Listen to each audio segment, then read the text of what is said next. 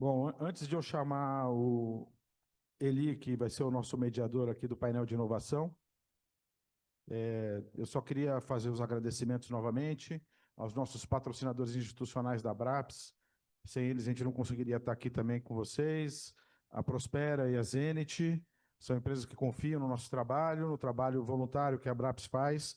Também a gente não estaria aqui hoje sem a parceria fantástica e fenomenal da Roche de estar cedendo esse espaço maravilhoso para a gente. Então, vocês não fazem ideia o trabalho que a Jaqueline teve para colocar a gente aqui dentro.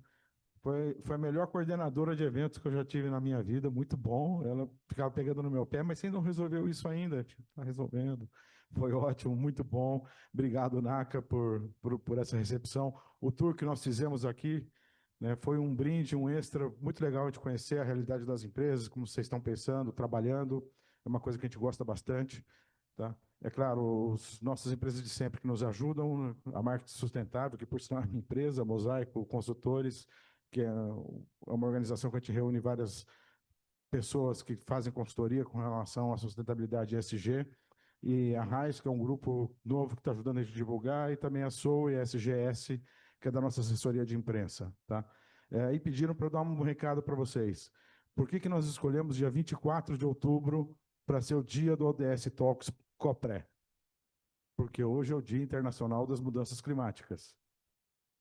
É verdade. E também é aniversário da ONU. Comemora-se 80 anos hoje da ONU, que é o dia da Carta das Nações, quando ela foi lançada. Claro que foi uma coincidência, mas pediram para falar que era verdade, que a gente escolheu só isso. Então, mas diz que Deus ajuda quem trabalha, né? Então, nós estamos aqui hoje no dia 24 de outubro, num dia importante, que é um Dia Internacional de Combate às Mudanças Climáticas, falando exatamente desse tema que é tão importante para a gente, do clima. Tá?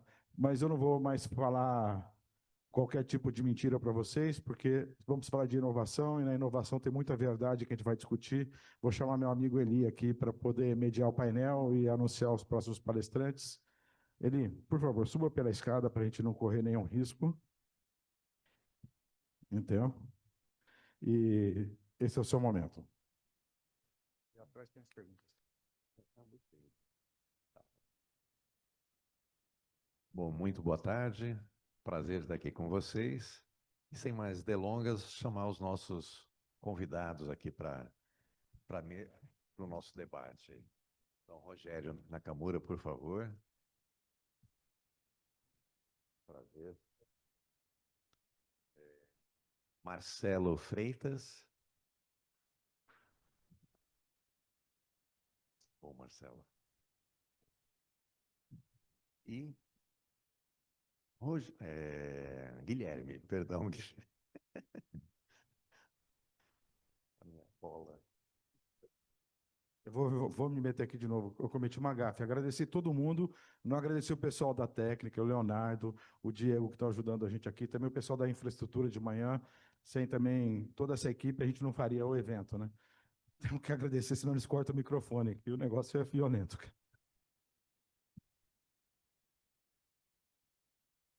Bom, a gente está aqui reunido para discutir um pouco as iniciativas de algumas empresas, dos colegas, né, que já vêm trabalhando arduamente nessa área da inovação com a sustentabilidade.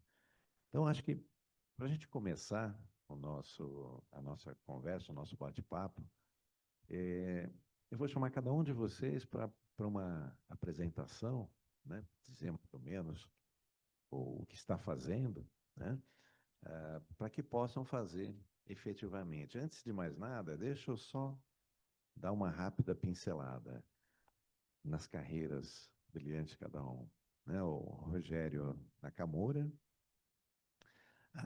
tem mais de 36 anos de experiência em multinacionais, 10 anos na Abbott e Facilities, 12 anos na Metal Leve, como chefe de engenharia industrial, e atualmente é o chefe de serviços Facilities e SHE e suprimentos do Grupo Roche do Brasil, né, desde 2011. Formado em engenharia de produção, possui 2 pós-graduações em administração de empresas pela FEI e engenharia de segurança e meio ambiente pela Unip.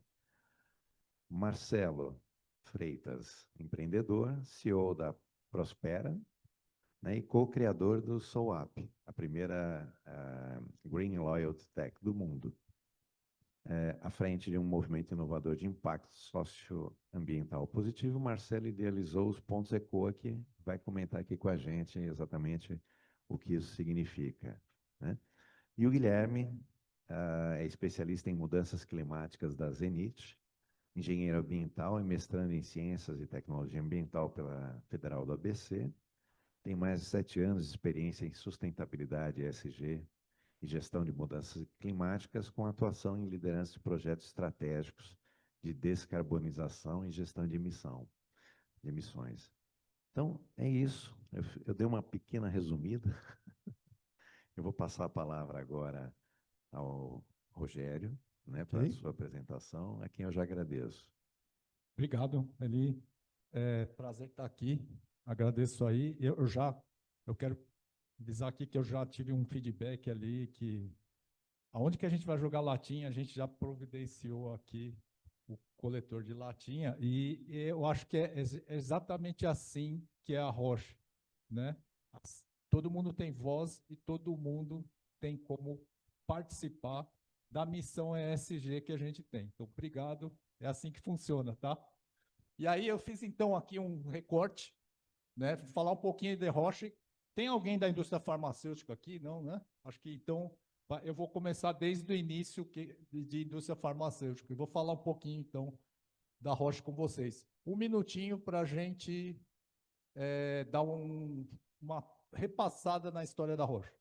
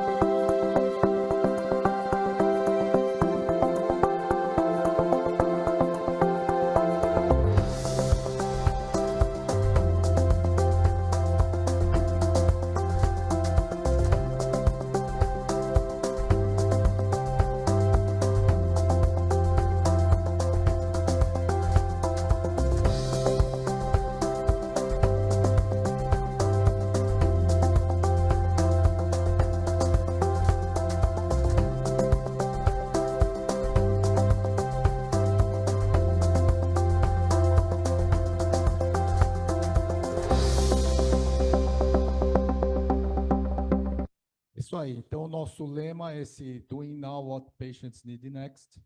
Assim, a gente faz o que o paciente precisa amanhã, né?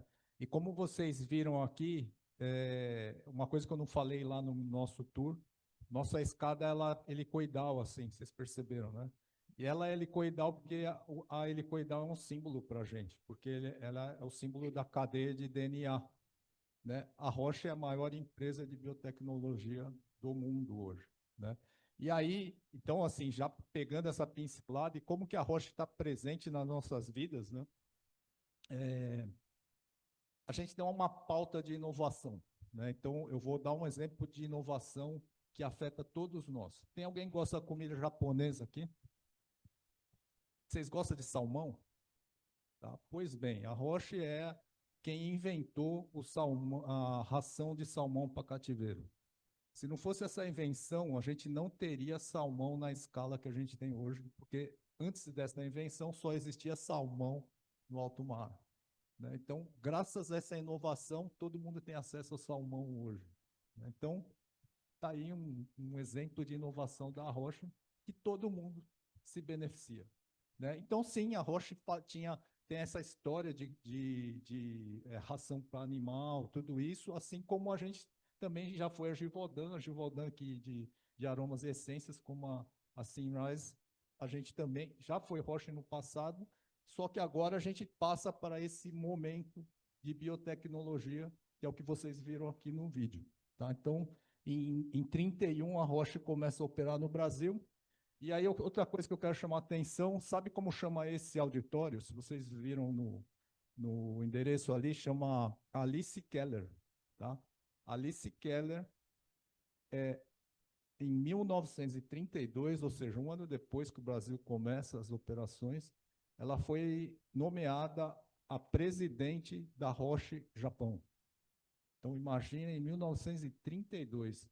O Japão está comemorando agora que tem a primeira-ministra. Então, a Roche, em 1932, nomeou a presidente mulher no Japão. E a gente tem muito orgulho a gente enche o peito para falar que a presidente do Brasil é mulher e é brasileira. Não é suíça, não, é brasileira. Então, assim, são exemplos, para mim, de uma empresa que está à frente do seu tempo. Tá? Eu quero contar uma história antes para entender bem esse switch, né, da indústria química, né, falando do Rio Reno. O Rio Reno, em 1986, era um rio poluído. Era o rio mais poluído da Europa. E aqui está um exemplo, não é a Roche, mas é o exemplo de uma indústria química às margens do Rio Reno. É evidente que, só para ter uma noção, a maior número de indústrias químicas da Europa estão às margens do Rio Reno. Com certeza, quando as indústrias químicas começaram, eles pensaram, vamos fazer do lado do rio, porque a gente já descarta, porque a gente tem que descartar no rio, né? E aí chegou nesse patamar aqui de 86 do ser o rio mais poluído da Europa, tá? E aí, cada empresa, assim como a Sunrise está se movimentando, a Roche também se movimenta, né? Então, eu vou dar um exemplo para vocês agora da nossa planta do Japão. Tá? Essa aqui é uma planta de biotecnologia. Então, essa planta produz nossos medicamentos e ela produz todos os medicamentos novos que são feitos no Japão. Tá? Nós só temos 3 plantas produtivas no mundo: Japão, Suíça, Suíça e Alemanha, e Estados Unidos, Genentech na Califórnia. E essa aqui é um exemplo da nova planta produtiva de uma farmacêutica de inovação. Só para pincelar, 0 CFC, 0 gás, 0 CO2, 0 emissão. A nossa planta, essa planta de Ukima lá no Japão, ela é selo BELS. Selo BELS significa qual é o nível de eficiência que ela tem, eficiência elétrica. Tudo que vocês estão vendo é painel solar, tem painel solar de tudo quanto é lado, tem iluminação, tudo, a energia elétrica é tudo solar. E ela é numa escala de 70, que seria uma excelente, né, selo, ela é selo BEL 102. E aqui está o nosso time do Japão sendo premiado aqui no Fórum de Engenharia de Farmacêutica do Mundo, como na categoria, esse prêmio foi ano passado, na categoria de Impacto Social e Parceiro de Supply. Tá? Então, essa é a planta do futuro para onde a indústria, que era aquela indústria química que poluía rio, é para onde a gente está indo. E a Roche também está às margens do Rio Reno. Eu vou mostrar para vocês como é que é a Roche hoje. Esse aqui é o complexo da Roche. Aqui à direita vocês estão vendo o Rio Reno. O que era antes uma indústria química, hoje é um polo de desenvolvimento e pesquisa. E aí eu coloco aqui só um detalhe, aqui tem uma recreação na Suíça, em todo o verão, que chama Wickel Fishing, que é essa moça aqui, ela pula no rio, ela pega, as pessoas vão trabalhar, e esse Wickel Fishing nada mais é que uma bolsa, que você põe todas as coisas ali, notebook e tudo, aí você põe a sua roupa lá, toalha, você vai trabalhar, você vai põe nessa bolsa, essa bolsa vira uma boia, aí você pula na água ali, ó, do lado da rocha ali, entra no Rio Reno, sai nadando na correnteza e volta aqui para trabalhar depois do almoço. Isso aqui tem dezenas de pessoas fazendo isso todo o verão da Suíça. Isso aqui é um exemplo, então, de como hoje o Rio Reno é limpo por causa de associações e responsabilidades como essa. Então, essa aqui é a empresa de farmacêutica do futuro. Falando de Brasil, então, falando de como que a gente atua, né? Então, a gente tem foco em pesquisa, nós não somos mais uma farmacêutica de produtos que eu diria produtos de farmácia. A Roche são produtos ou clínicas ou hospitais produtos que são usados ali no momento, de forma hospitalar, né? Então, nosso cliente não é mais aquele cliente do balcão da farmácia. Tem um produto ou outro ainda, mas basicamente o nosso portfólio, que é o portfólio biológico, como eu mostrei para vocês, que é esse produto gelado de 2 a 8, né? Está dentro dessa complexidade aí. Então, a gente tem 100 moléculas inovadoras, quer dizer, o nosso portfólio de produtos que estão vindo, e a nossa essência, então, é ligada ao que a gente gera para a sociedade e toda essa inovação que a indústria farmacêutica está trazendo agora. Né? Então, o compromisso aqui, vale lembrar, assim, por conta desse câmbio, né, dessa mudança, a Roche, ela encerrou nossas operações no Rio de Janeiro, mas não significa, de forma alguma, que a Roche não acredita no Brasil. A Roche entende que a melhor forma de gerar impacto no Brasil é investir no Brasil com pesquisa. Então, sim, a gente continua. Só o ano passado, para vocês terem ideia, a Roche gastou 600 milhões só em pesquisa. Então, quem lembra aí da pandemia, fala, fase 3 da aprovação da vacina, aquilo lá. Então, assim, pensa que é fase 3 para essas 100 moléculas que estão vindo, beneficiando desde já pessoas que estão precisando de produtos para salvar a vida deles. Então, assim, a Roche continua presente no Brasil e acreditando e investindo nas nossas pessoas, né? Então, são mais de 3.500 pacientes em estudos clínicos. Você tem ideia como a gente está impactando os pacientes no Brasil. Aí, falando de sustentabilidade, a gente, por 14 vezes, a Roche consecutiva é a farmacêutica mais sustentável no índice de Dow Jones, né? A Dow Jones tem um critério ali e sem dúvida, é a farmacêutica mais premiada dentro das empresas que têm ações na Bolsa de Nova York. E sim, nós temos desenvolvimento de iniciativas internas, que eu vou falar de vocês. Aqui eu quero começar de detalhes que vocês conhecendo vindo para cá, né? A Nestlé está aqui em cima, nos 10 últimos andares, e a gente optou por pegar os primeiros andares, 1 ao 5. Isso tem um motivo. Primeiro, o seguinte, a gente entende que a gente tem que estar mais perto do chão possível, porque se a gente precisar, por segurança, evacuar, a gente é o primeiro a descer. Tá? Esse é o primeiro motivo. O segundo é o seguinte, a Nestlé, ela se utiliza de um equipamento que está lá no teto. A Roche investiu em um equipamento totalmente sustentável para atender os nossos andares aqui do térreo. Isso porque, só para vocês terem uma noção, esse prédio pertence à Brookfield. A Brookfield hoje é a maior proprietária de escritórios em São Paulo, ou seja, no Brasil. E a Roche foi a primeira que chegou na Brookfield e falou assim, ó, eu não mudo para nenhum escritório seu se você não me garantir um ar-condicionado dentro do meu padrão. Ou seja, um ar-condicionado, no nosso caso, é um ar-condicionado 290, que não tem nenhum impacto no meio ambiente, né?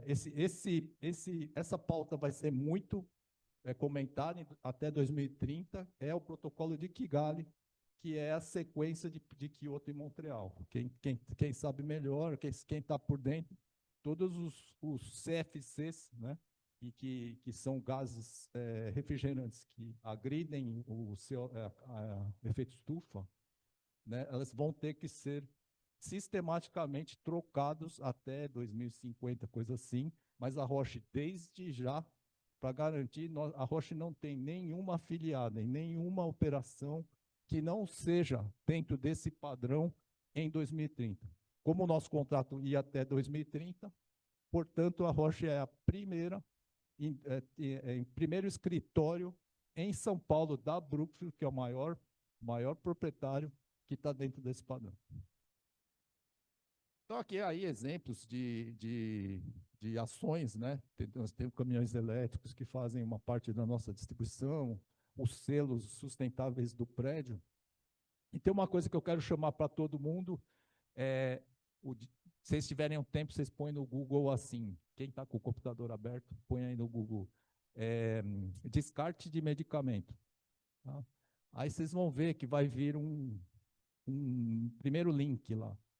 Esse link é da Roche, em parceria com a eCycle, onde você vai poder colocar o seu CEP e identificar no raio de 1 quilômetro aonde você pode descartar o seu medicamento, aquele que ficou na gaveta, que venceu, que você não sabe o que fazer, que você não quer jogar no lixo, que quer fazer uma destinação correta. É só entrar na nossa parceria com a eCycle e utilizar e falar para todo mundo que vocês conhecem. Do ponto de vista social, a Roche é parceira da SAS. A SAS tem ações ações sociais relacionadas à saúde. A Roche também ela tem uma frente que chama Children's Walk. Children's Walk é uma ação dos colaboradores da Roche, que a gente pode aportar um valor para os países extremamente pobres, né, Malawi, enfim, países extremamente pobres, que junto com a fundação de Roger Federer, que é suíço também, da cidade da Roche, apoiar esses países e de uma forma assim, a cada R$ 1 que a gente doa, a Roche doa mais um, e a gente está a cada ano batendo recordes de doações de colaboradores para o Children's Walk. E aí, o que eu acabei de falar também, a plataforma do eCycle. Outra coisa que a gente tem muito orgulho são as nossas frentes de inclusão e pertencimento, né? O que a gente chama de acessibilidade. Então, nós temos uma governança para essas 6 frentes. A AFA, que é questões de pessoas de origem afrodescendentes.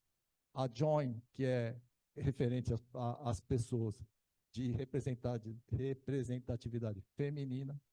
A OPEN, que são as frentes LGBTQIA+, PERSON, que são os PCDs. Também temos aqui a MENATWORK, inclusive eu faço parte, né, que não é machismo, mas é ver como a questão homem na nossa sociedade, e que eu gosto muito também de gerações, como que a gente faz com que essas questões de gerações sejam benéficas para a nossa organização. Então, é muito legal, isso aqui tem uma governança que nem CIPA, né? Que nem, por exemplo, agora a gente está virando toda a governança, tem sponsor, tem líder, são squad multifuncionais de todas as áreas que renovam a cada ciclo, e a gente está, inclusive, renovando agora o ciclo de afinidades que a gente tem. A gente já passou ali, quem viu os nossos prêmios, mas os que a gente gosta muito a questão do Dow Jones, e a questão, nós fomos premiados pelo Lupa de Ouro, que é uma premiação da indústria farmacêutica, como projeto social, de uma frente que foi uma parceria que a gente fez com o SUS. E o último prêmio que a gente ganhou também é a farmacêutica com a melhor acessibilidade do mercado. A gente acabou de ganhar. Então, a gente tem orgulho aí dos prêmios que a gente recebe como consequência das nossas ações. É isso. Acho que eu falei aqui no meu tempo. Está perfeito. Obrigado. Muito obrigado.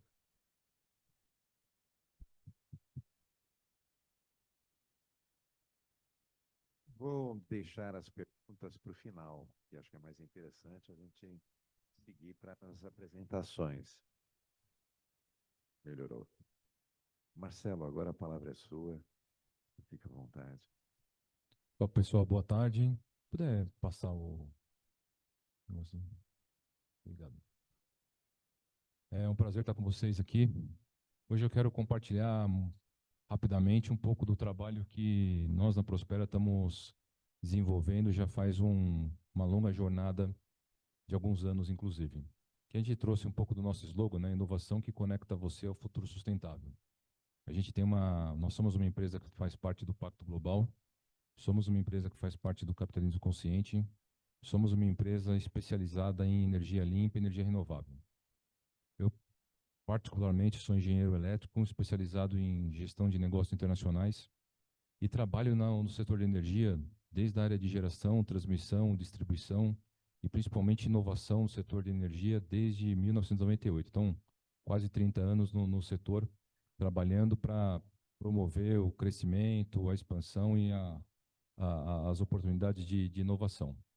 Aqui, rapidamente, eu só quero passar com vocês um pouco da linha do tempo, como nós começamos a Prospera em 2020, né?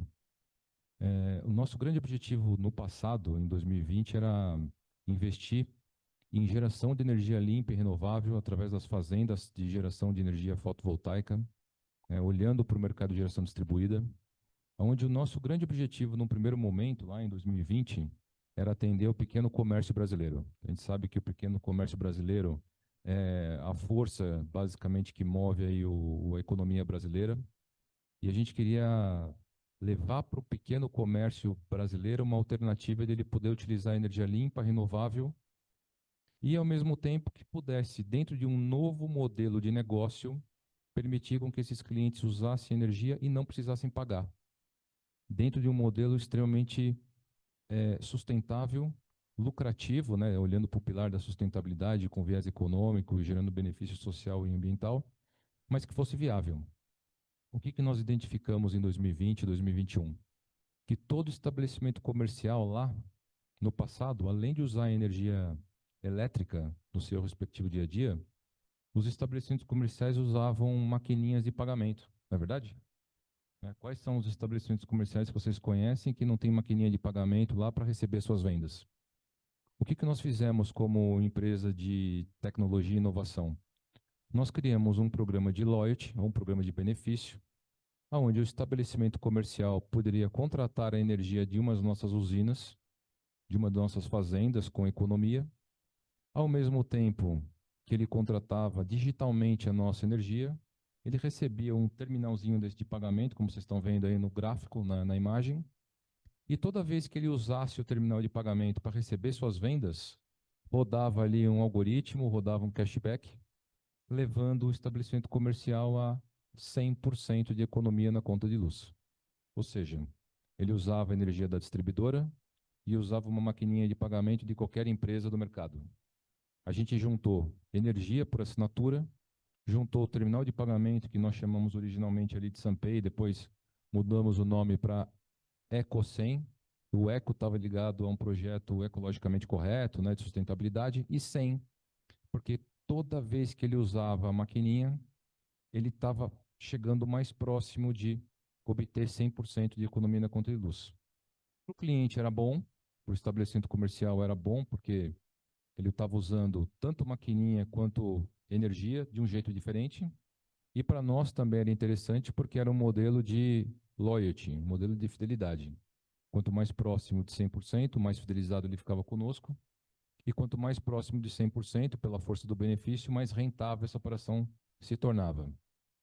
Andando rápido aqui na nossa trilha do tempo, até em função do tempo que nós temos aqui, a gente acabou em 2022, 2023 assinando um contrato em função desse modelo de negócio que se tornou extremamente viável e escalável, uma parceria com uma grande empresa de energia que opera não só no Brasil, mas em várias partes do mundo, para que a gente pudesse, dentro de um projeto de alguns anos, investir 2 bilhões de reais para aumentar o tamanho da geração de energia e, ao mesmo tempo, portanto, aumentar o tamanho da base de clientes, dos comércios que nós podemos atender. Por causa deste contrato, por causa dessa expansão de negócio, nós acabamos sendo convidados para fazer parte dos hubs de inovação e de tecnologia das distribuidoras de energia, que tinham alguns problemas severos ali em termos de arrecadação da energia, né? O gato, que é o que basicamente machuca aí as distribuidoras de energia, e isso automaticamente machuca o nosso bolso, né? Porque a tarifa da energia acaba pesando no nosso bolso. As inadimplências que aconteciam nas redes da distribuidora, gerando ainda um custo adicional. Toda vez que o cliente usava a energia da distribuidora e não pagava, ainda gerava um custo adicional de corte e religa, além de gerar uma experiência péssima para o consumidor. E aí, como nós já estávamos implementando um programa de loyalty voltado para o pequeno varejo, onde a gente poderia fazer com que o consumidor usasse energia limpa, renovável, com 100% de desconto. As distribuidoras acabaram nos provocando como uma empresa de inovação, pensando em como nós poderíamos, inclusive, aumentar esse projeto, como que nós poderíamos transformar esse projeto num projeto massificado. A gente gosta de lembrar que no Brasil hoje são 90 milhões de contas de luz, né? Todas as famílias, né, utilizam a respectiva conta de luz no seu dia a dia. A energia, ela é um bem social na nossa vida, né? E a cada ano que passa, a tarifa fica mais cara. E quanto mais caro fica a tarifa, menos pessoas, obviamente, têm condições de pagar, acaba aumentando o gasto, acaba aumentando a inadimplência, e isso gera um fluxo negativo, né, que não tem fim. Então, em função de tudo isso, andando rapidamente a nossa trilha, agora em 2025, nós acabamos entrando num modelo de negócio, né, de como transformar esse projeto de energia como loyalty, energia como recompensa, onde as pessoas poderiam ganhar a energia no seu dia a dia através de mecânicas que seriam implementadas dentro da nossa empresa. Bom, a partir desse desenvolvimento nasce o Ponto Ecoa. O Ponto Ecoa, eu gosto de dizer que ele é uma moeda verde, uma moeda digital, tokenizada, com estrutura de tokenização blockchain, que nós chamamos de pontos Ecoa para facilitar, inclusive, o entendimento das pessoas. As pessoas estão acostumadas com pontos Livelo, estão acostumados com pontos Latam, estão acostumados com pontos Stix, que são programas de loyalty tradicionais, né? E para que serve um programa de loyalty? Para as pessoas, obviamente, se engajarem com uma marca, com uma empresa, elas ganham ponto, acumulam o ponto, trocam por algum tipo de benefício. Então, no nosso caso específico, uma empresa especializada em energia, produção de energia limpa e renovável, Ponto Ecoa, quanto mais as pessoas ganham o Ponto Ecoa, quanto mais as pessoas acumulam o Ponto Ecoa, a ideia é que elas possam ter mais descontos na sua conta de energia, podendo ter 100% de economia na sua fatura de energia. Esse é o conceito original do Ponto Ecoa. Dentro da trilha, né, como é que funciona isso no modelo do dia a dia? O nosso trabalho hoje da Prospera é fazer parcerias com grandes empresas, por exemplo, bancos. Os bancos são os maiores emissores de programas de pontos. Então, você tem pontos Livelo, você tem pontos Esferas, você tem o pontos Curtaí, do BRB, o novo programa que está sendo lançado agora pela Caixa Econômica Federal, que é o programa UAU. Nosso trabalho da Prospera agora, utilizar esses programas que os bancos já utilizam, né? Lembrando que os bancos são signatários do Pacto Global da ONU, os bancos estão olhando basicamente para Escopo 3, estão olhando para o cidadão, estão olhando para a comunidade. Então, a partir do momento que nasce o Ponto Ecoa, que nasce a nossa moeda verde, nesse momento a gente consegue começar a fazer parcerias com os bancos, com os outros programas de loyalty, onde as pessoas podem trocar, por exemplo, pontos Esfera por Ponto Ecoa. Podem trocar pontos Curtaí do programa do BRB por pontos Ecoa. As pessoas podem utilizar um cartão de crédito de um banco e nativamente ganhar pontos Ecoa. Quanto mais pontos as pessoas ganham e acumulam, automaticamente mais descontos elas passam a ter na sua conta de luz através da troca do ponto, através de um selo verde digital que eu vou explicar ali na frente já como é que funciona essa estrutura do selo. Então, a gente acabou criando, né, dentro de uma mecânica de inovação, de tecnologia, uma forma onde as pessoas continuam consumindo e usando energia, só que a nossa grande expectativa, o nosso grande movimento é fazer com que o brasileiro ganhe a energia gratuitamente através do seu dia a dia. A pessoa vai no supermercado, vai comprar o alimento convencional e vai ganhar o Ponto Ecoa. Vai na farmácia, vai comprar o medicamento e vai ganhar o Ponto Ecoa. Vai abastecer seu carro, às vezes com etanol ou com carro elétrico, né, fomentando a mobilidade elétrica, enfim, e vai ganhar o Ponto Ecoa. E todas essas formas delas pessoas ganharem o Ponto Ecoa neutraliza automaticamente a questão do consumo da energia e do pagamento da conta de luz dentro dessa mecânica. Aqui eu mostro muito rapidamente como que as pessoas ganham o Ponto Ecoa hoje, né? Hoje nós temos um app, que é o app da SoUp, que é um app de rede social, basicamente muito parecido com o Instagram, com o TikTok, onde as pessoas estão disponíveis já nas lojas, tanto da Apple quanto do Google. É um app gratuito, onde todo mundo pode baixar, se cadastrar, enfim. E só no cadastro as pessoas já ganham ponto ECOA. Indicando amigos, as pessoas ganham pontos ECOA. Assistindo vídeos na nossa plataforma, as pessoas ganham pontos ECOA. E elas vão trocando esses pontos por selos que garantem descontos na respectiva conta e luz. Essa é uma forma basicamente gamificada, né, que a gente traz isso interativamente dentro do nosso app. E no mundo externo? No mundo externo, o cliente contratou energia de uma das nossas usinas, ganha ponto ECOA. Usou o cartão de crédito de um banco parceiro, ganha ponto ECOA. Né? Fez enfim, a troca de um ponto esfera por um ponto ECOA, ele ganha ponto ECOA. E quanto mais pontos a pessoa ganha, automaticamente, mais impacto socioambiental acontece dentro dessa jornada. Quais são os benefícios, né, que os parceiros, que os patrocinadores, os bancos, as adquirências, as empresas de Deloitte têm? A gente fala basicamente que são 3 pontos. O primeiro ponto é rastreabilidade. Tudo isso é tokenizado, tudo isso é blockchain, tudo isso tem um processo grande de governança, de processo. O segundo ponto, que é o ponto mais relevante, a gente criou um programa basicamente de fidelização. Então, dentro de um programa basicamente de fidelização, quanto mais serviços as pessoas usam dos patrocinadores, serviços dos produtos, mais pontos as pessoas ganham, obviamente, portanto, existe um programa aqui de fidelização, de engajamento entre a marca e, obviamente, o consumidor final. E, automaticamente, um programa de reconhecimento de marca. É a forma no qual as marcas podem, de alguma maneira, se conectar com o seu consumidor. Por exemplo, nós estamos aqui há um mês de COP.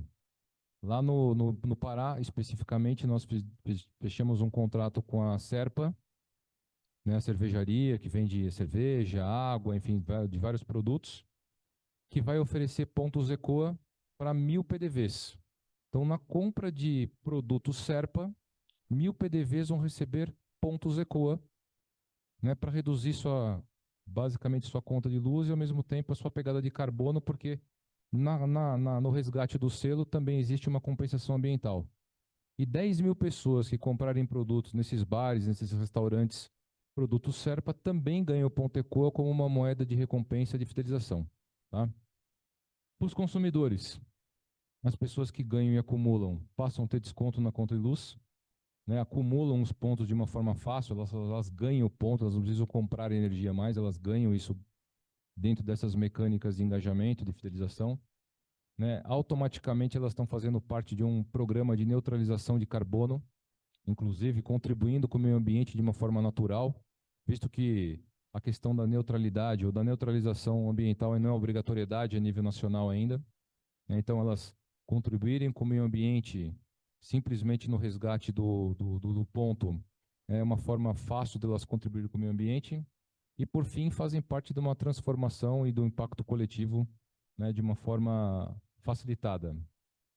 Esse exemplo aqui eu gosto bastante de mostrar como isso funciona na prática. Então, por exemplo, né, aqui eu trago um exemplo como a Fórmula 1.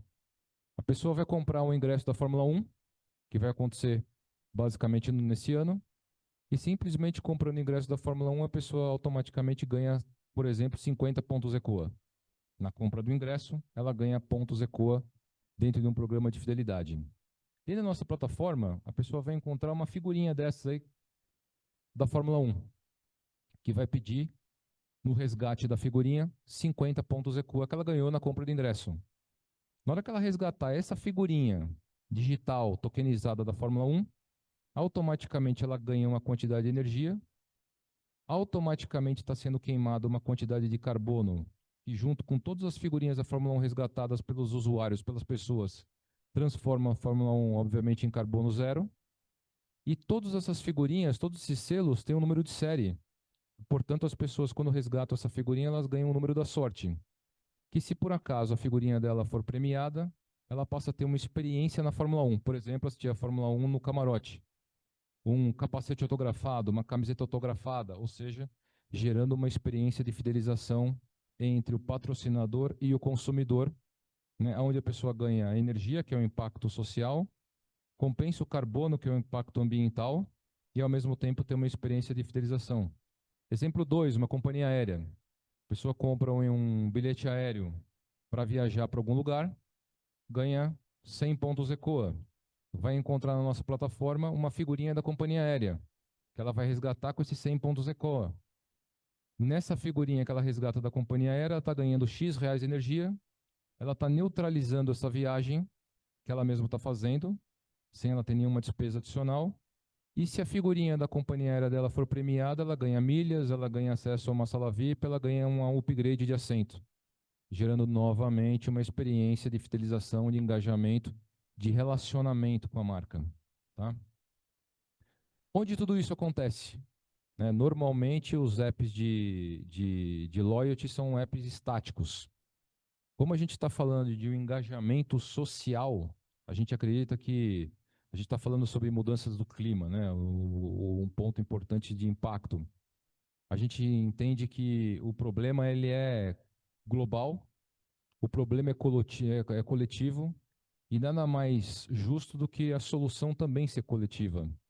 Então, o nosso app hoje é um app up, onde as pessoas elas ganham, acumulam e resgatam os pontos ECO através das figurinhas, é um app de rede social, né? Aqui que a gente traz a provocação, né? Como transformar o engajamento digital em impacto real para as pessoas e para o planeta? Dentro da nossa comunidade, dentro do nosso app, a gente traz esses insights. A primeira rede social focada em comunidade e sustentabilidade. Quando as pessoas fazem o cadastro do nosso app, né, vai cadastrar nome, e-mail, telefone. Depois, na sequência, normalmente elas cadastram quais são as preferências, exatamente igual a uma comunidade normal de rede social. Uma das preferências que as pessoas podem selecionar é justamente o tema sustentabilidade. E se elas escolhem sustentabilidade, dentro da plataforma já tem as 17 ODS, que elas também podem fazer parte, né, basicamente compartilhando vídeos, compartilhando fotos, compartilhando experiências que elas vivem dentro desse mundo de sustentabilidade. É uma rede social onde as pessoas são recompensadas e ao mesmo tempo contribuem com o planeta. Então a gente passa alguns pontos, né, que a gente trabalha dentro da nossa rede. Comunidades engajadas, conteúdos personalizados, recompensas, tecnologia blockchain e, por fim, finanças sustentáveis, né, porque as pessoas pagam as suas respectivas contas de luz usando o ponto dentro da nossa plataforma, e isso é uma operação hoje B2B2C a nível nacional. Tá? Então é importante dizer que qualquer pessoa que ganhar um ponto ECOA hoje, independente se ela mora no sul do país ou no norte do país, ela consegue utilizar o ponto ECOA resgatando um selo digital e pagar a sua conta de luz aonde ela mora, seja um comércio, seja uma pessoa física, seja qualquer pessoa. Vale dizer que tem um grande objetivo social aqui, né, onde a gente quer, inclusive, dar inclusão para que uma pessoa que mora em comunidade, que não tem dinheiro para comprar um carro elétrico, não tem dinheiro para pagar mais caro num produto, né, basicamente sustentável, desde que, por exemplo, uma empresa de ônibus faça parte desse movimento conosco, a pessoa comprando o bilhete único, ela ganha ponto ECOA, pode resgatar com um selo da companhia de transporte, ganhar energia, compensar o carbono e participar de experiência. Então, existe aqui uma inclusão social grande dentro de uma comunidade digital. Aqui a gente rapidamente mostra, né, as recompensas que transformam o mundo. Então, dentro da rede social, os pontos que recompensam as pessoas, que recompensam o planeta, de uma forma rápida. E aqui é mais para vocês poderem entender, né, desses selos. Cada selo, ele pede automaticamente uma quantidade de pontos. Então, por exemplo, o nosso selo hoje, com menor quantidade de pontos, é de 55 pontos. A pessoa, basicamente, fazendo um cadastro na nossa plataforma, ela ganha 50 pontos. Assistindo um vídeo, ela ganha mais 10 pontos, então ela já tem 60 pontos. Ela consegue resgatar um selo com 55 pontos, ela já ganha R$ 1 de desconto na conta de energia, ela já compensa o carbono, equivalente à preservação de 5 árvores, e ela automaticamente já concorre a um iPhone através do selo de resgate. Sempre pensando em inclusão social, impacto ambiental e principalmente comunidade. Tá? Por que a SOUP é diferente?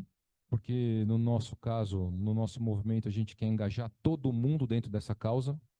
A gente tem vários cases que a gente está implementando com os bancos, com as empresas de loyalty, com as empresas de bebida, né, olhando para impacto socioambiental.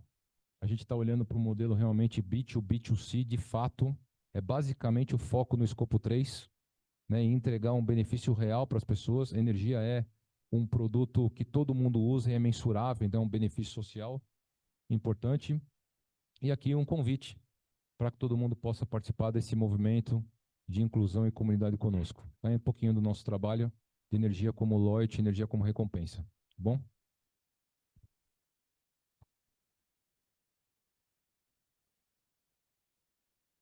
Muito bem, Marcelo. Obrigado pela apresentação. Vou passar agora a palavra ao Guilherme Augusto, para falar um pouquinho das iniciativas. Oi, obrigado, Eli.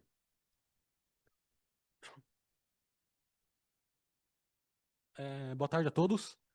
Eu sou Guilherme Augusto, eu estou aqui em nome da Zenit, uma Climate Tech voltada aí para mensuração de carbono e jornada de descarbonização. Deixa eu testar aqui. Isso. E hoje aqui a gente está aqui um pouquinho para a gente falar um pouquinho sobre. A gente está no clima da inovação. Então a gente está há um mês aí próximo da COP. Então eu trouxe um tema aqui de o clima e a criatividade e como que a gente pode regenerar o mundo aí, tomando conta aí dos negócios.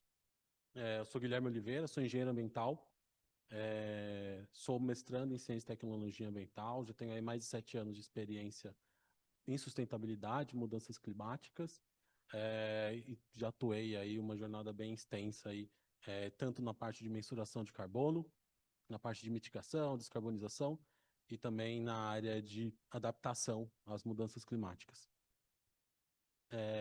O primeiro ponto aqui que eu queria começar com vocês é se uma ideia criativa ela reduzisse em 20% a conta de energia da sua empresa, qual seria o valor disso para a sua organização? Acho que um ponto principal aqui é mostrar que o aquecimento global ele mudou o jogo, né? Muitas vezes, quando a gente chega numa empresa e fala sobre mudanças climáticas, né, entrar nessa jornada aí de descarbonização e de adaptação às mudanças climáticas, muitas das empresas elas pensam nisso aí somente em custo, né?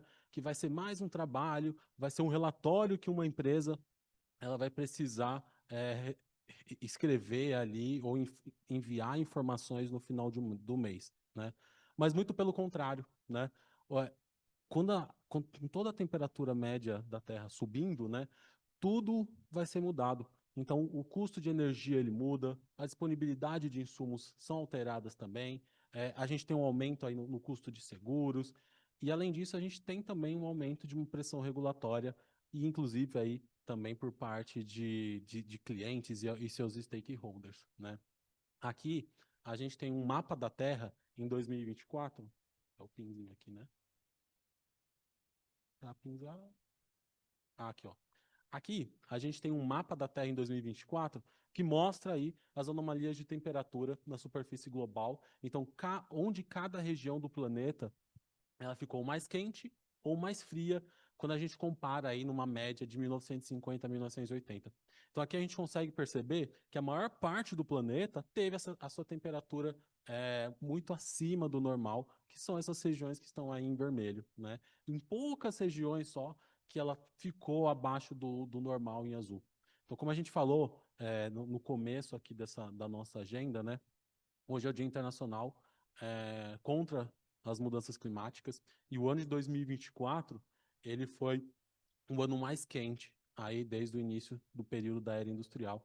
Então, desde ali pouquinho antes de 1900, né, a gente tem uma meta aí, um objetivo mundial aí da gente atingir um aumento de temperatura média em relação ao período pré-industrial de 1,5 graus Celsius no máximo, né? E só no ano passado a gente chegou aí em 1,55 graus Celsius, né? E quando a gente fala disso, a gente está falando de 1,5 ao redor como temperatura média em toda a Terra. Mas isso às vezes pode significar um aumento de temperatura de 2, 3, às vezes 4 graus em determinadas regiões do planeta, né? Então tudo isso mostra com que quando a empresa ela pensa em atuar em relação ao clima, ela tem que pensar não em custo, mas sim como uma vantagem competitiva para ela. Então, quando a gente pensa em criatividade aí, a gente tem que sempre pensar numa opção que dê maior impacto. Mas não necessariamente a gente tem que pensar naquela melhor opção, o melhor slide, a melhor ideia, aquela que vai impactar muito no custo aí, gerando valor para a empresa, né? A gente precisa, principalmente, pensar numa dor mensurável para aquela empresa, né? Então, é algo que seja possivelmente fácil de atingir, né? Você consiga aí criar aí fazer um protótipo que pode ser até um protótipo pequeno, né? Mas que você consiga, se de repente der errado, você consegue reverter.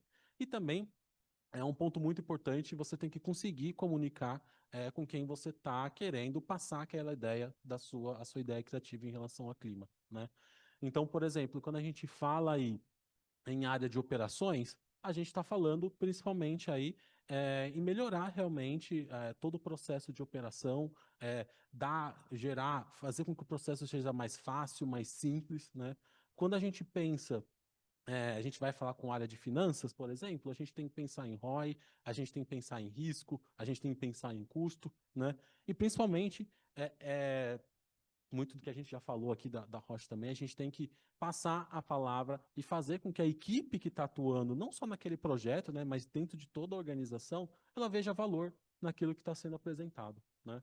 Então aqui eu tenho algumas opções de mitigação, né, que precisam ser impostas e precisam ser colocadas ou aprovadas aí até 2030, né?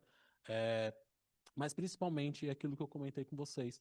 Não precisa ser a solução mais disruptiva, né? Aquela ação que vai ter um custo alto para a empresa, mas que ela possivelmente ela vai ter uma redução das emissões muito elevado, né? Mas tem que ser uma atividade que esteja muito relacionada ao dia a dia, né? Então tem que ser uma atividade que vai realmente impactar no cotidiano da empresa.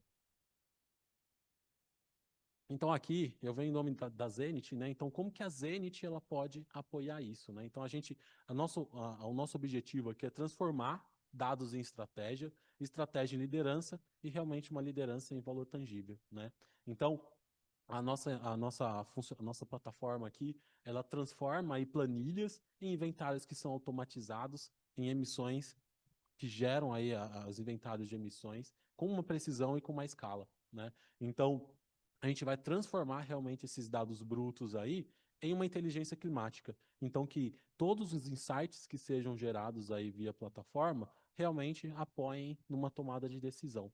Então, a gente vai automatizar todo um processo de coleta de informações, um processamento, organizando esses dados de emissões, como, por exemplo, contas de energia elétrica, ERPs das empresas, e sempre conseguindo fazer uma rastreabilidade e uma comparabilidade também entre anos aí, da organização também, tudo isso para influenciar numa tomada de decisão. E é aquilo, é sempre tentar não trazer somente o clima como um custo, né? O clima, ele já está no orçamento da empresa. Então, ele já vai estar aí no orçamento da empresa como um risco físico. Então, por exemplo, alguma mudança de operação que precisa ser realizada. Às vezes você precisa cortar custos, dependendo do tipo de risco físico. A gente está aqui no momento que a gente vem enfrentando várias alterações climáticas, né? Então, enchentes causam um grande risco para a operação de empresas, por exemplo, de transporte, que precisam mudar suas rotas. E também aí riscos de transição. Então, quando você tem um cliente que traz alguma exigência para a sua empresa, também isso aí tem que ser levado em conta. Então, um ponto principal aqui é sempre a gente trazer a mensuração do carbono, né, para uma tomada de decisão. Então, a nossa intenção aqui é simular também o que trocas de materiais eles podem impactar aí nas emissões de uma empresa, e tudo isso aí para gerar também um aumento de eficiência, tanto a eficiência energética quanto a eficiência da operação. E tudo isso aqui para que a gente consiga antecipar os custos ou quais seriam os resultados antes de realmente você investir naquela determinada solução climática para sua empresa, né? Então, tudo isso a gente vai buscar impactar num ROI ambiental e também a gente impactar no lado financeiro da organização. E os principais diferenciais estratégicos da Zenit que a gente tem aqui é realmente customizar a solução para cada organização. Então, a gente adapta a plataforma para todas as necessidades da empresa. Então, a gente sempre buscando aí uma garantia tanto de regulação quanto do setor também que a empresa está associada, né, e está relacionada. A gente tem uma integração e organização e validação dos dados na plataforma, então todos os dados eles são auditáveis, então podem passar aí para o processo de auditoria, então a gente sempre vai aplicar os melhores fatores de emissão a partir dos dados que a empresa ela possui naquele momento, né? Daqui a pouquinho eu vou até falar sobre isso, mas às vezes uma empresa ela tem medo, entre aspas, de fazer um inventário de emissões, porque ela não tem o melhor controle da informação, né? Mas o que é muito importante é começar a fazer, né? Então, a empresa ela vai aprimorando os seus controles, vai aprimorando a sua informação e assim aprimorando os seus resultados. Então, tudo isso a gente consegue também uma automação escalável. Então, a gente faz um processamento inteligente aí de documentos, bancos de dados e APIs para reduzir o tempo de custo e o custo de toda essa gestão climática, né? Então, principalmente, retirando aquele, às vezes, um grande problema aí de erros manuais de inserção de dados na planilha pelas equipes da empresa. E aqui como uma mensagem final, né? Então, a gente tem as trajetórias globais de emissões para que a gente precisa atingir até 2050, né? A gente tem aí nesse gráfico um cenário antes do Acordo de Paris. A gente tem as políticas atuais que geram uma queda de emissões lenta, né? A gente tem várias promessas que são anunciadas, que são aquela curva em amarelo, né, que já é uma queda moderada, mas muito importante pontuar que as ações que a gente está promovendo, né, atualmente a nível realmente global, elas precisam ser ainda mais aceleradas, porque a curva que a gente precisa atingir é aquela curva verde, de uma redução rápida a zero até o ano de 2050. Como eu falei com vocês agora há pouquinho, a gente tem ali o objetivo de limitar o aquecimento global da Terra até 1,5 graus Celsius, em relação ao período pré-industrial, e só no ano passado a gente já atingiu 1,55, né? Então, onde que é importante da empresa atuar? Então, naquele gap entre as políticas atuais e o net zero, né? Então, você atuar primeiro, não, é o que eu comentei, não precisa ser a melhor solução climática, né? Mas realmente aquela solução que vá gerar valor e que ela consiga ser aplicada ao cotidiano da empresa. Por exemplo, eu tenho uma empresa de logística, né? Ela tem ali rotas que são ociosas, né? Rota ociosa, o que que significa, né? Significa custo e emissões. Então, eu ter um caminhão ali rodando a minha cidade sem uma rota mais otimizada possível, a gente vai ter um custo maior com combustível e vai gerar mais emissão, né? Então, quando, por exemplo, a empresa já está ciente dessa ideia, o que que ela pode fazer? Tentar criar uma solução criativa de otimizar essas rotas para que no final das contas ela gere uma redução das emissões e otimize a sua rota. Ela vai também conseguir economizar com combustível. Então, o principal ponto de ter uma solução criativa para a empresa é que ela seja um método para decidir algo diferente em um tempo curto, né? 30, 45 dias, 60 dias, para que realmente você consiga ter uma solução e consiga, de repente, se não for a melhor solução, você consiga documentar os dados que você teve e mudar a rota, né? Não tem problema, não precisa ser a melhor solução para essa sua dor climática. Então, é muito importante colocar aqui que é importante vocês pensarem num piloto, né? Aquela dor do problema, uma métrica, então o que que vocês querem atingir, né? Qual que é o limite que eu vou atingir ali caso precise ter uma mudança de rota para minha solução, né? Um stakeholder, é o que eu comentei com vocês. Vocês precisam é preciso sempre pensar em com quem que você está falando, né? Então, se dependendo da área da empresa que você vai falar, você tem que ter um jargão diferente, né? Você tem que ter uma palavra diferente para que realmente impacte e aquela área veja valor. E aquilo ali que eu comentei também, um check-in em 30, 45 e 60 dias, né? E tudo isso, principalmente pensando em carbono, a Zenit está pronta para apoiar as organizações e atuarem aí numa jornada de descarbonização. E no começo aqui da agenda, eu comecei com uma pergunta com vocês, né? Qual seria o valor aí se a gente reduzisse 20% da conta de energia para a empresa, né? Vou terminar com outra pergunta também. E se de repente eu virasse para vocês e perguntassem, se amanhã vocês precisassem atuar dentro de uma dor climática da organização de vocês, e que essa dor climática aí, ela coubesse simplesmente num post-it, né? O que vocês escreveriam? Então é muito importante a gente pensar nisso, refletir e escrever, né? Então, tanto o mundo precisa disso, quanto a organização de vocês também, tá? E é isso. Obrigado.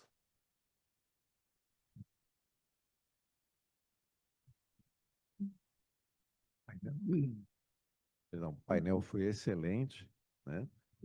Bastante provocativo, muitas contribuições importantes. E eu vou fazer o seguinte, montar a seguinte dinâmica. Eu vou fazer uma pergunta para cada um dos palestrantes aqui presentes, mas depois eu vou deixar um tempo livre também para que finalizem com uma mensagem, né? Principalmente otimista da situação que a gente está vivendo, né? A gente tem aí uma série de desafios que precisam ser vencidos, uma série de preconceitos também, principalmente na área de negócios, porque a gente tem que transformar as ações em números, né, efetivamente, para que as coisas efetivamente aconteçam, porque senão a gente fica só com histórias, vamos dizer assim, e isso é muito comum em várias empresas, em várias organizações, inclusive em instituições públicas, talvez principalmente em instituições públicas. Então, eu vou começar uma provocação aqui com o Rogério, né? Rogério, pensando ainda dentro da Roche, né? Como é que como é que acontece efetivamente o ESG dentro da organização, né? Como é que isso se inicia? Como é que funciona isso? Para que a gente possa ter efetivamente ganhos, né, mensuráveis, que a gente consiga enxergar essa situação acontecendo. Obrigado aí pela oportunidade de falar sobre isso. Eu acho que eu já dei um spoiler aqui quando eu falei que todo mundo participa. E participa, não é o SG não é uma área, né? É o como a gente trabalha. Eu costumo dizer assim que é mais difícil hoje o que não é SG do que o que é SG, né? Acho que o SG vai desde o respeito com que a gente trata um ao outro até as questões mais complexas, né, que a gente está discutindo aqui. Sim, a gente partiu de um histórico de comitê de sustentabilidade para uma efetiva imersão de ESG numa sala como essa, onde minha presidente falou: é assim que eu trabalho, e é assim que a gente tem que ser. Então, acho que começa dessa participação forte da alta direção e permeia em todos os níveis. E, sinceramente, a gente vai coletando indicadores que está funcionando, né? Eu vou dar só um aqui. Aqui na Roche, as pessoas têm carro por benefício, mas a gente não tem uma frota que a gente ingere qual carro você compra, né? Então, só para vocês terem uma noção, de 24 para 25, a gente partiu de 27% de veículos elétricos e híbridos na frota para 44% esse ano. Então, assim, a gente sistematicamente está virando a nossa frota, né?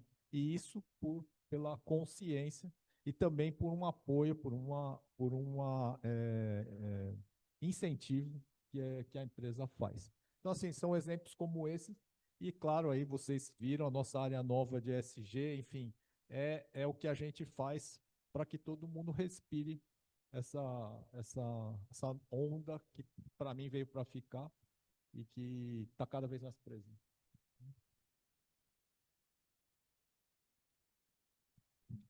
Obrigado, Rogério. E é interessante porque, como você falou desde o início, a Roche, não é só uma empresa, é a número um na área farmacêutica hoje, né? Então, quando a gente tem iniciativas de grandes empresas, a gente começa a acreditar um pouco mais nesse processo, né?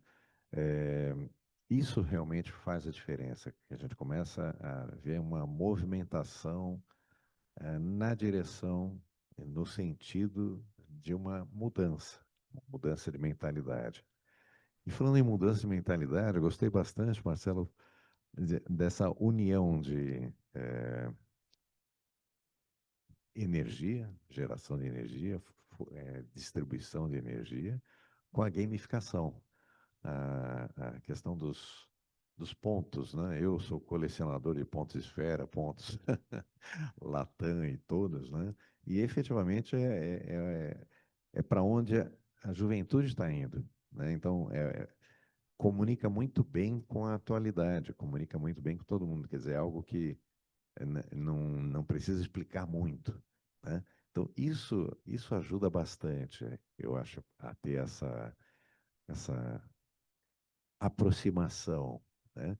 É, agora, como é que vocês fazem para efetivamente mensurar isso? Quais são os parâmetros, os conceitos que são utilizados para colocar no fim do mês, né, na régua? Olha, esses foram os resultados, né, o que a gente conseguiu mensurar com essa gamificação, com a utilização dos pontos, ó, os tokens, né, principalmente.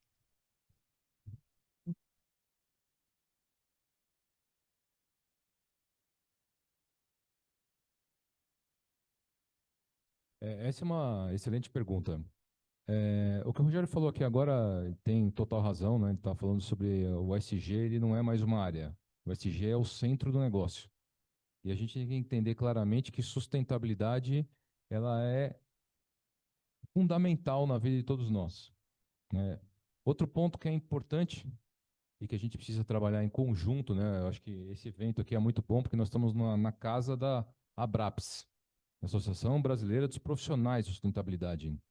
É criar basicamente um conceito de sustentabilidade olhando para o viés econômico. Enquanto as empresas não conseguirem entender como que elas produzem dinheiro, riqueza, crescimento, expansão, ganhem share com tudo isso, né, com sustentabilidade, o assunto vai ficar de lado. Então, assim, o nosso grande desafio quando a gente olhou para a energia, que é o nosso core, e principalmente na questão da energia gamificada, por isso a questão do ponto, né? Porque o ponto é um produto já tradicional na vida do brasileiro. Todo mundo, como eu falei, todo mundo sabe que ponto vale alguma coisa. Então, ponto ecoa valendo energia seria uma dinâmica fácil das pessoas conseguirem compreender. Mas como tudo isso se poderia se transformar, obviamente, em sustentabilidade, olhando para o viés econômico, que beneficiasse socialmente e ambientalmente as pessoas, né? Então, a gente gosta de trazer muito claramente o seguinte ponto nas companhias que a gente aborda, né? Vamos pegar, por exemplo, uma empresa tipo uma adquirência ou um cartão de crédito, que os bancos, no final do dia, o que elas querem? Eles querem distribuir o seu cartão. Cada banco tem o seu cartão e no final do dia é uma competição para ver qual banco nós como usuário vamos usar. O banco que oferecer mais vantagem, o banco que oferecer mais benefícios, certamente vai ser o cartão que a gente vai utilizar. Então, a partir do momento que o banco oferece um cartão de crédito para a pessoa, né, e toda vez que a pessoa usa o cartão de crédito, automaticamente o banco está tendo lucro. Obviamente, porque ele fica com uma taxa do interchange pago pela adquirente, pago pela bandeira. Se ele pega um pedacinho dessa margem e recompensa as pessoas com o ponto ECOA, que recompensa a pessoa e o planeta, né, a pessoa com a energia e o planeta com a questão ambiental, automaticamente você tem um viés econômico acontecendo ali, né? Vai gerar um engajamento entre o consumidor e o produto ou serviço do banco, e ao mesmo tempo a gente consegue mensurar tudo isso. Então, hoje a gente não determina, junto aos nossos parceiros, como é que ele vai fazer. Se ele, a gente vende, a gente distribui o ponto para esses parceiros. Se ele vai colocar a cada R$ 1 ele dá 10 pontos, se a cada R$ 1 ele dá 5 pontos, se a cada R$ 1 ele dá 1 ponto, é a mecânica dele. É óbvio que quanto mais pontos ele der para o cliente, automaticamente mais recompensa o cliente tem, mais fidelizado ele se torna, né? A gente tem, dentro do nosso ecossistema, uma parceria com um grande ecossistema de material de construção, que atendem basicamente clientes a nível nacional. Então, o que a pessoa vai fazer dentro de um portal de material de construção? Comprar produtos para construir sua casa, produtos para decorar sua casa, para reformar sua casa. Normalmente são profissionais da construção, que estão ali, é o pintor, é o pedreiro, isso são os profissionais que recorrentemente estão comprando produtos do setor de Matcom.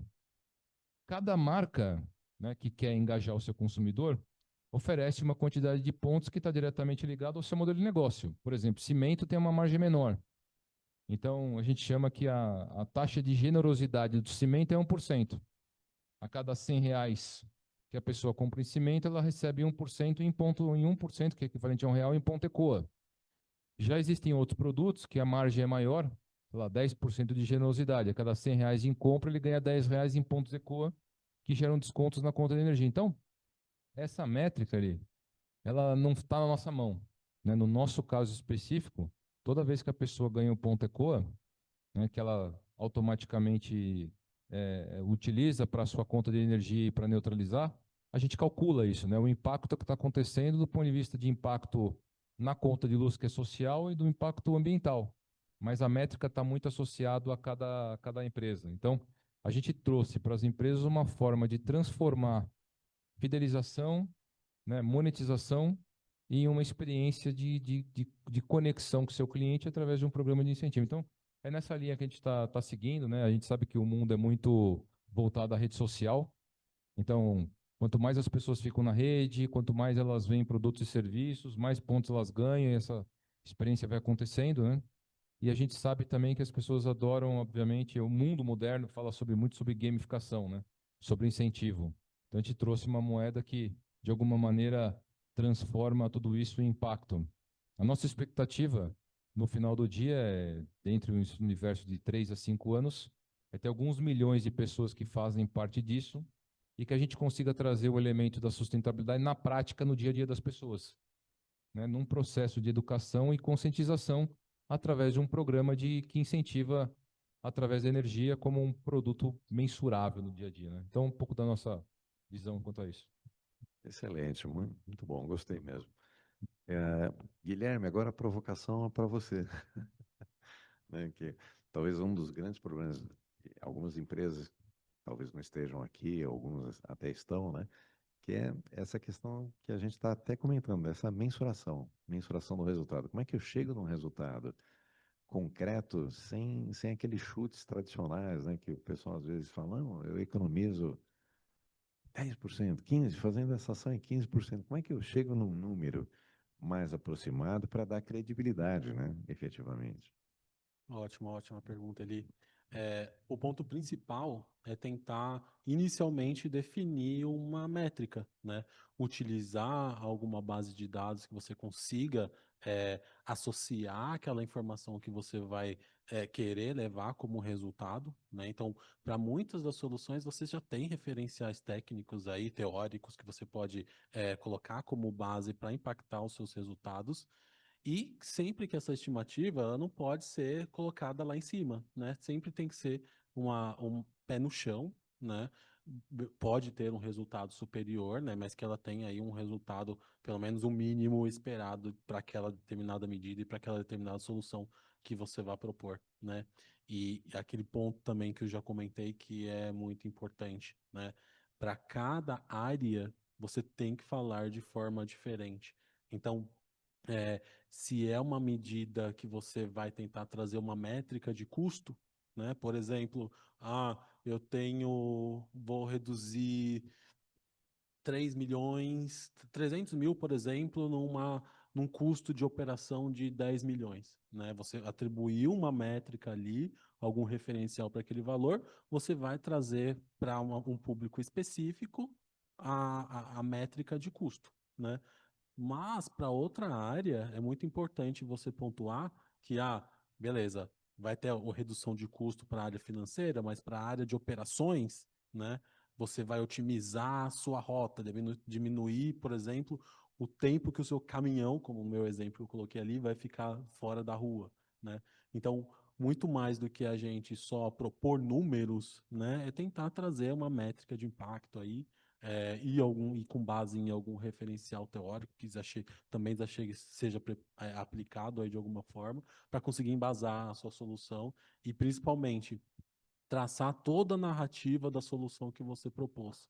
Então, como começou a sua dor e até os resultados que eram esperados, se você atingiu aqueles resultados, e se não atingiu, também pode acontecer, o que precisaria, de repente, ter sido aplicado naquela medida para que realmente chegasse no resultado efetivo, ou se realmente não chegou, você tem que iterar aí e fazer uma nova solução. Eu acho que é esse o caminho. Bom, nós vimos hoje, né, que para chegar em algum lugar a gente precisa inovar, né? Como já dizia o Einstein, se você pega sempre o mesmo ônibus, você vai chegar sempre no mesmo lugar, não tem jeito, né? Todas as soluções apresentadas aqui, aliás, foi uma pequena amostra, tem bastante inovação, tem bastante criatividade nesse processo, né?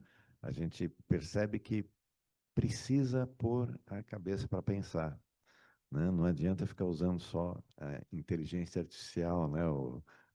Tem muita gente viciada em ChatGPT sem saber fazer perguntas, né? E sem saber usar as linguagens adequadamente para produzir soluções, né?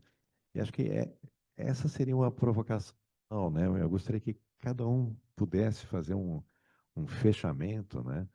Falando justamente da importância da inovação nos processos que os trouxeram até aqui e as empresas até esse momento, né? Como é que a gente está relacionando realmente a inovação com isso? Já foi dito um pouco no início, mas acho que é importante trazer essa questão da associação do novo, da inovação com os resultados para a COP30. Eu quero aproveitar. é, eu falei muito aqui dos colaboradores da Roche, que a Roche está fazendo, né? E como que a gente mas para mim é um esforço comum, é de todo mundo, né? Não sei se quem está vendo a novela fala de um tema de falsificação de medicamento, né? Que é um tema muito grave. E assim, vocês viram o cuidado que a gente tem para levar um medicamento com 64 horas para manter a temperatura. A gente tem um compromisso com o paciente. A qualidade do nosso produto ele tem que ir até a veia do meu paciente. É assim que a gente pensa. E a gente precisa da sociedade do lado para garantir isso, né? Então, eu até deixei meu cartão lá.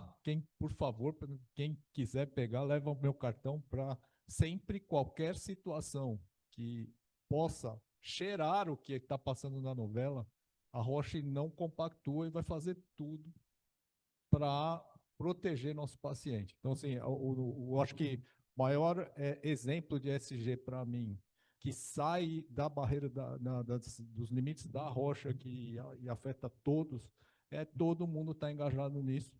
E para terminar, assim, a, a gente, esse negócio de que a indústria farmacêutica, olha, eu sinceramente, quando a gente vê o que é cura de câncer, né, você fala assim, cara, é milagre.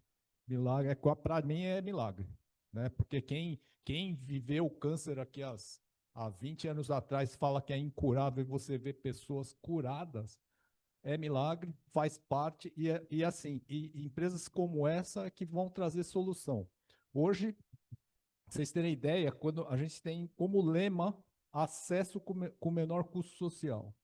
E o menor custo social não é nem sempre o preço da tecnologia, mas às vezes é a apresentação, né? Hoje a gente já tem medicamento que antes era intravenoso, que você ficava lá 3 horas lá, hoje você dá uma injeção de 15 minutos e vai para o hospital em 15 minutos, vai para o trabalho. Esse é o maior tempo, esse é o maior custo, né? E a gente tem muito orgulho de dizer que nós somos a maior oncologia para mama, e mama afeta a mulher. Então, também tem esse viés social que é muito importante para a gente.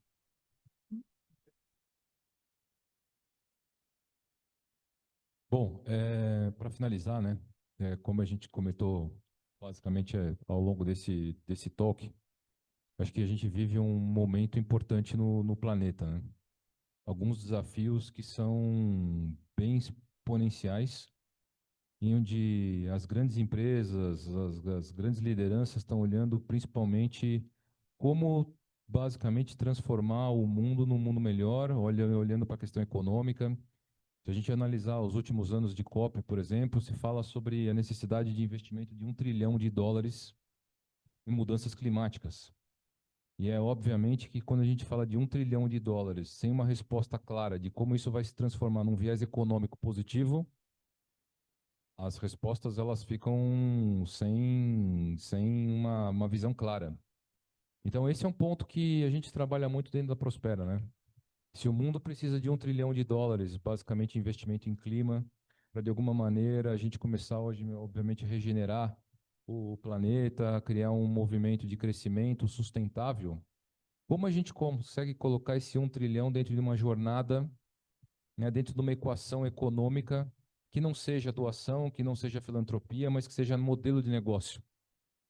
Na minha visão, na nossa visão da Prospera, esse é o centro basicamente direcional da resposta, né? Se o mundo produz US$ 100 trilhões ao ano de riqueza, é o PIB somado de todas as economias, e se necessário US$ 1 trilhão em investimento em mudanças climáticas, isso significa que é 1% investido em clima. Dentro do nosso conceito que a gente acredita de economia circular, verde, dentro de um modelo econômico de recompensa, basta que todas as empresas do mundo, de alguma maneira, a ambição é grande, né, que façam parte de um movimento de benefício, cujo 1% das receitas se transforme em benefícios socioambientais positivos, a gente consegue trazer uma provocação que, de alguma maneira, gere uma resposta positiva para todo mundo, né? Não é uma resposta fácil, não é um movimento simples. A gente vê na prática o quanto que as empresas estão ainda distantes dessa questão, principalmente do viés econômico, que está diretamente ligado à questão socioambiental. E é por esse motivo que a gente começou o nosso trabalho, né, com energia, que é um item usado no dia a dia do brasileiro, de todos. Olhou para a questão do loyalty, que é um produto que todo mundo usa, e o loyalty que está associado, inclusive, a verbas de marketing, de trade marketing, que já é nativamente uma verba associada nos balanços, nas demonstrações de resultado.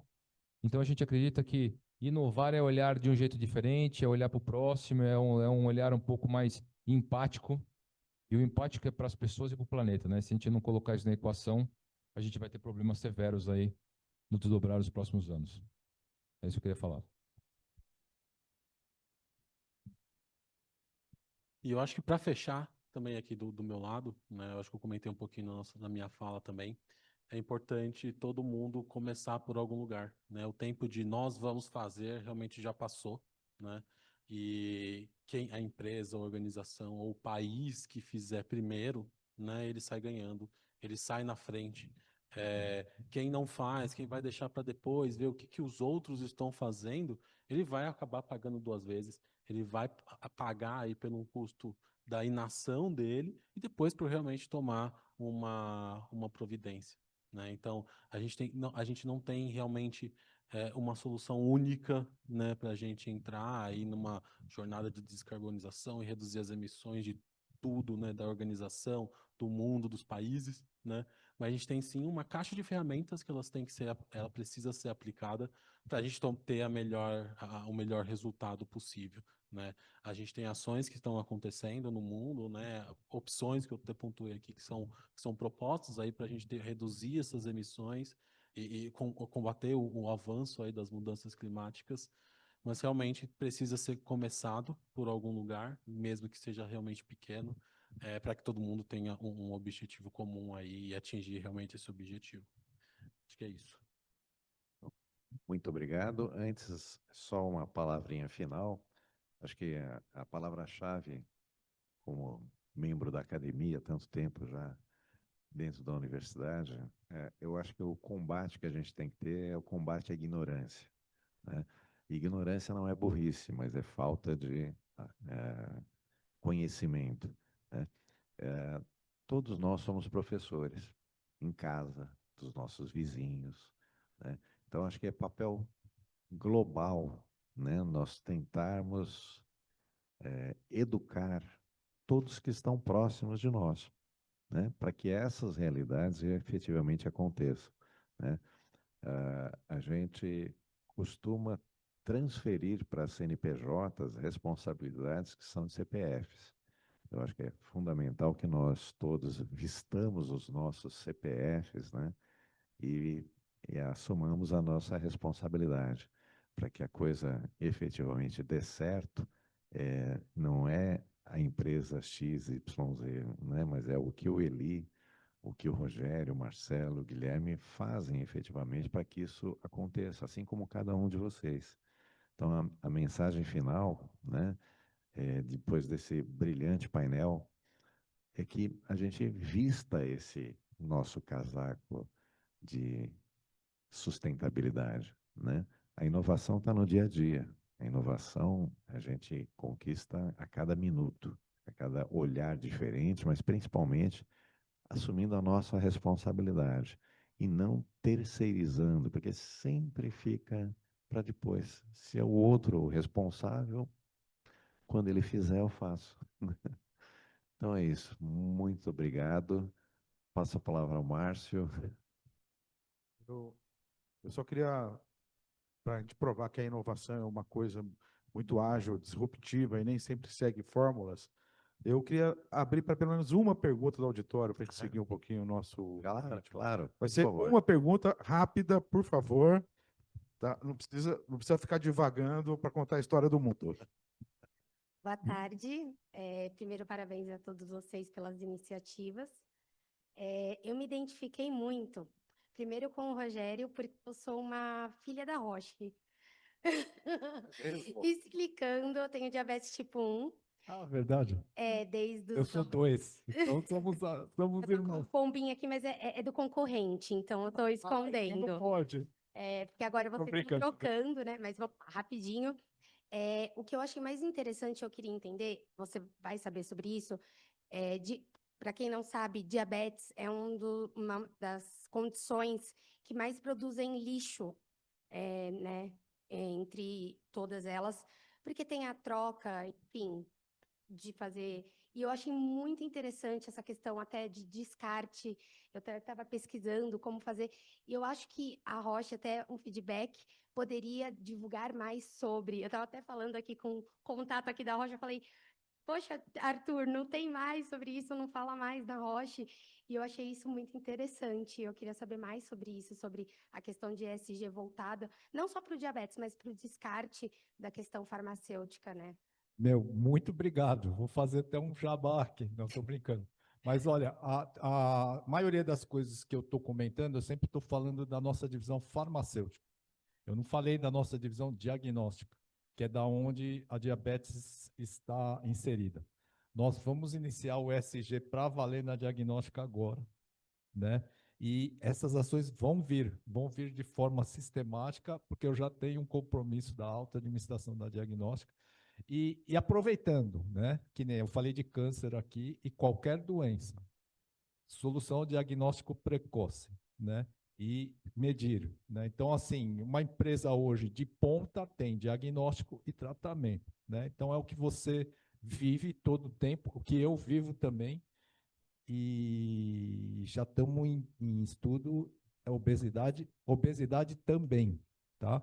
Então, nós vamos ouvir muito falar da Roche aí nos próximos anos, tá? Então, obrigado aí pela oportunidade.